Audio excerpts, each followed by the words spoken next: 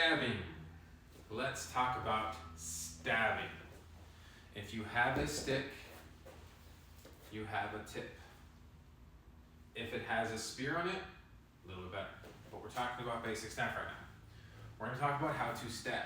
We've talked about striking, we've talked about blocking, we've talked about double hand blocking, we've moved all those different concepts. But we have not talked about how to use the staff for a stab. Okay? So we're going to start in, let's say, front stance position. Okay? So we're in that Chungul Jase and we want to stab.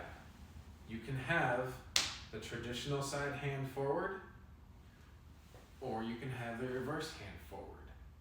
Doesn't actually change too much. That back leg and that front stance is still going to be the one providing the power. If we're in a Kima Jase or a Sako Grip Jase, you can do the same, but it works better just stabbing side to side like that. So again, here, here.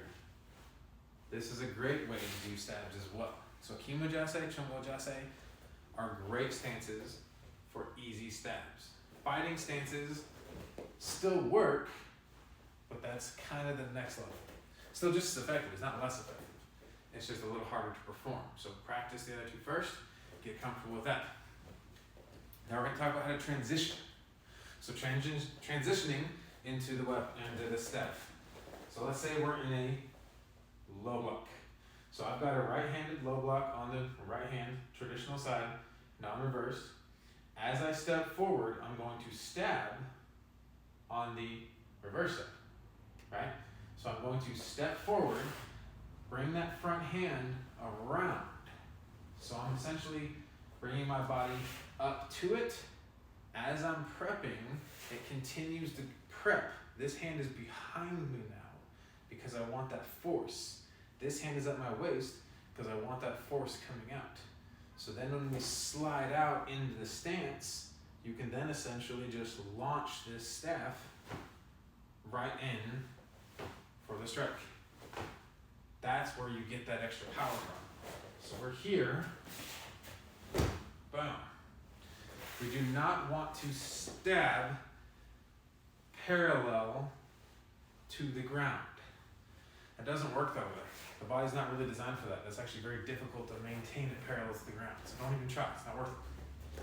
What we actually want to do is be up. As we come up, we're going to stab inwards and slightly upwards. Then you're getting a lifting approach into that stab as well. It's a lot more powerful. The other thing you want to add in is a twist. So as you come up, you bring this around. This hand is turned like this. So palm is down, backhand to palm down, front hand, palm down. As I stab, I slide out. Backhand is going to turn, front hand is going to let it turn, and it's going to guide. Boom. So I'm getting that full thrust position instead of this awkward position because this would be ineffective to strike with. So if I just went straight, this would be an ineffective position. But if I turn and bring it under the elbow, I'm locked, I'm secured, but I've also twisted the staff.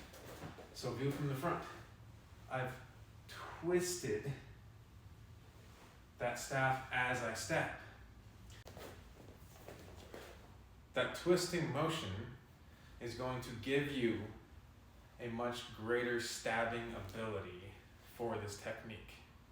Not only is it going to pierce through pressure, but it's going to start twisting the material that you're stabbing, and it's going to help cut into it. So I want you to build this twist into your stab techniques. It will make the technique more effective. It makes it stronger. It makes you end in a locking position, so you have a stronger grip on the staff, and it's more effective in the stab. Also looks better. So it's just a lot of benefits. And if you have any questions on this technique, come see an instructor or myself. Tang Soo.